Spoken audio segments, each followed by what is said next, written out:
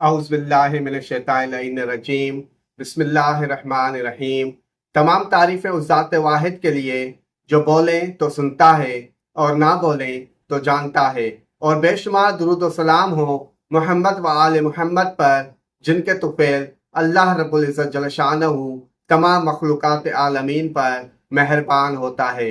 नाज़रीन कराम, अस्सलामु अलैकुम व रहमतुल्लाहि व बरकातुहू। आज हम आपको एक ऐसा हैरत अंगेज और आज़मुदा अमल बताने जा रहे हैं जिसको पढ़ने से हर किस्म की बंदिशें टूट जाती हैं, रुकावटें ख़त्म हो जाती हैं। मियाँ बीवी के झगड़े, औलाद की नाफरमानी, शोहर की नाफरमानी, शोहर की गंदी आदतें हैं, गंदी ज़ुबान है, बीवी की गंदी ज़ुबान है, घरेलू परेशानी है, रिज़्क थोड़ा है या रिज़्क में बरकत नहीं है, आफियत नहीं है, बीमारियां ही बीमारियां हैं, मुश्किलें ही मुश्किलें हैं, बेटियों के हाथ पीले करने हैं मगर असबाब और वसाइल नहीं है, घर बनाना है, वसी करना है, रोजगार की तलाश है, कारोबार में मुश्किलात हैं, दुश्मनों के हसद और दुश्मनी का मसला है, ऑफिस या दफ्तर में बाला हुकाम का नाजेबा रवैया है या हकदार होने के बावजूद प्रमोशन से महरूम रखा जा रहा है। गर्ज किसी भी किस्म का मसला या रुकावट हो तो ये अमल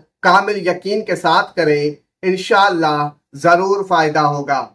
इस अमल में बहुत ताकत और बड़ी तासीर है। इसके अंदर हैरत अंगेज कमालात है।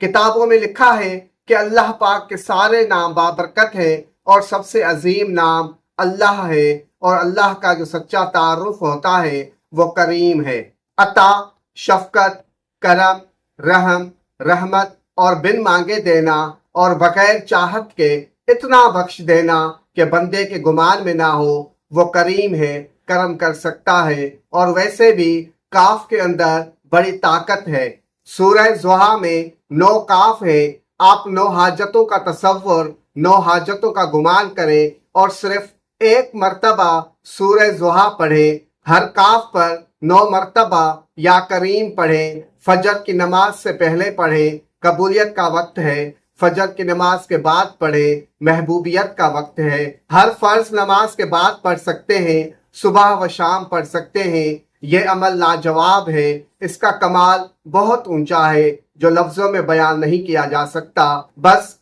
कामिल यकीन के साथ करें और इस हकीर को अपनी दुआओं में याद रखें। अल्लाह पाक बहके चाहरदा मासूमीन अलैहिमुस्सलाम आप सबको शाद आबाद रखे। आमीन।